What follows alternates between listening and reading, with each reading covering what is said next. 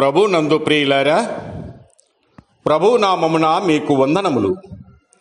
ఈరోజు దేవుని యొక్క వాక్య ధ్యానము రోమీయులకు రాసిన పత్రిక 8వ అధ్యాయము 31వ వచనము. ఇట్లుండగా ఏమందుము? దేవుడు మన పక్షమున ఉండగా మనకు విరోధి ఎవడు? దేవుడు ఈ మాటలు దీవించి ఆశీర్వదించునుగాక.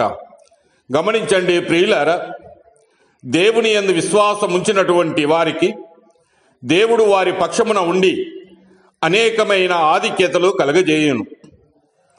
క్రీస్తును నమ్మిన వారి యొక్క ఆధిక్యతలను మనము ఈ సమయంలో మూడింటిని మనము గమనిద్దాం. మొదటివారు పిలువబడిన వారు. ఎవరిని దేవుడు పిలిచాడో వారిని ఆయన నీతిమంతులనుగా తీర్చాడు. ఎవరిని ఆయన నీతిమంతులుగా తీర్చాడో వారిని ఆయన మహిమపరిచాడు. మన పిలుపు ఏదో ఒక ప్రమాదవశాత్తుగా జరిగింది కాదు గాని అది దైవ ప్రణాళికలోని ఒక ప్రాముఖ్యమైన భాగమే. అంతేకాక హెబ్రీయులకు రాసిన పత్రికలో 3వ అధ్యాయం 1వ వచనంలో అది ఒక పరలోక పిలుపు అని వ్రాయబడి ఉన్నది. తిమోతీయులకు రాసిన 2వ పత్రిక 1వ అధ్యాయం 9వ వచనంలో అది ఒక పరిశుద్ధమైన పిలుపు అని వ్రాయబడి ఉన్నది. ఫిలిప్పీయులకు రాసిన పత్రిక 3వ అధ్యాయము 14వ వచనములో అది ఒక ఉన్నతమైన పిలుపు అని చూడవచ్చు. అలాగనే రెండవ వారు ఎవరు అంటే దేవుని యందు ప్రేమింపబడిన వారు.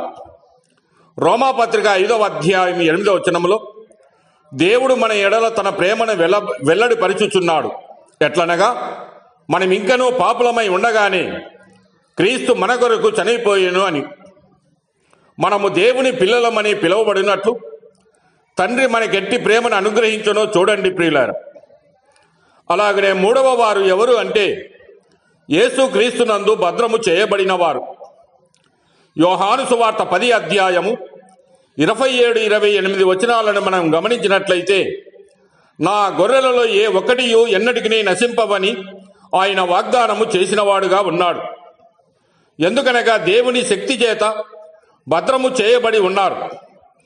పిలువబడిన వారు, ప్రేమింపబడిన వారు, భద్రము చేయబడిన వారని 3 రకాలుగా విశ్వాసులను యూదా వివరిస్తూ ఉన్నాడు.